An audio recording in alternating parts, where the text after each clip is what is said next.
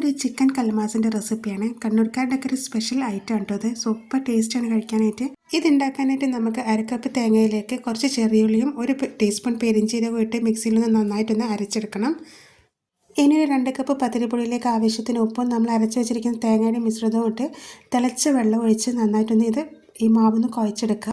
ഇനി ഇതിൻ്റെ ഫില്ലിങ്ങിന് വേണ്ടി 2 സവാള, ഇഞ്ചി വെളുത്തുള്ളി പേസ്റ്റും പച്ചമുളക്, കരിവേപ്പില, കുറച്ച് മുളക് പൊടി, മഞ്ഞൾപ്പൊടിയും ഗരം മസാല ഇട്ട് വഴറ്റിയിലേക്ക് ഉപ്പും മഞ്ഞൾപ്പൊടി ഇട്ട് വേവിച്ച് ചിക്കനും കൂടി ആഡ് ചെയ്ത് ഒന്ന് മിക്സ് ചെയ്ത് മാറ്റി വെക്കണം.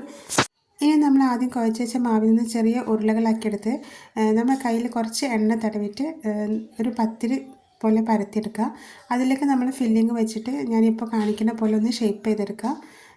എല്ലാം ഇതേപോലെ ചെയ്തതിന് ശേഷം നമുക്കിതൊന്നൊരു 20 മിനിറ്റ് ആവിയിൽ വേവിച്ചെടുക്കണം. ഇത് ഉണ്ടാക്കാനായിട്ട് കുറച്ചൊരു പണിയുണ്ടെങ്കിലും കഴിക്കാൻ നല്ല സൂപ്പർ ടേസ്റ്റാണ് കേട്ടോ. 1-2 തിന്നാൽ തന്നെ എല്ലാവർക്കും വയറ് നിറയും, അത്രയും ഹെവിയാണ്.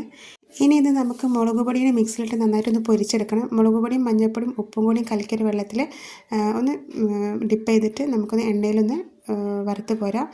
അപ്പോൾ നമ്മുടെ കൽമാസ് റെഡി ആയിട്ടോ. എല്ലാവരും ഒന്ന് ട്രൈ ചെയ്ത് നോക്കണേ, സൂപ്പർ ടേസ്റ്റാണ്. അപ്പോൾ വീഡിയോ ഇഷ്ടമായ എല്ലാവരും ലൈക്ക് ചെയ്യുക, ഷെയർ ചെയ്യുക, സബ്സ്ക്രൈബ് ചെയ്യുക.